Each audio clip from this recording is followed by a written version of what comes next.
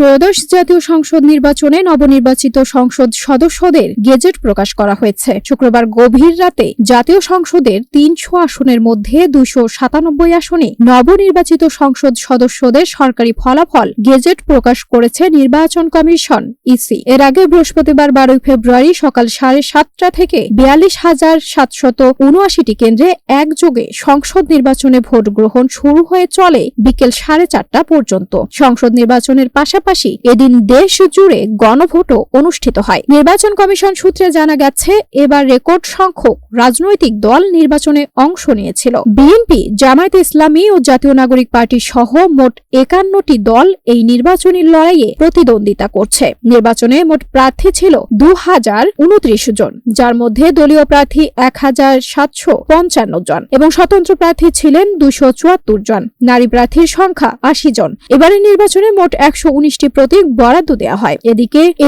নির্বাচিত সংসদ সদস্যদের শপথ গ্রহণ অনুষ্ঠানের সব প্রস্তুতি শুরু করেছে সংসদ সচিবালয়। বৈঠকে শপথের গুরুত্বপূর্ণ রাজনৈতিক মুহূর্তটি সফলভাবে করতে প্রোটোকল, নিরাপত্তা এবং প্রয়োজনীয় সেবার বিষয়টি অগ্রাধিকার দিয়ে সাজানো হয়েছে সব পরিকল্পনা।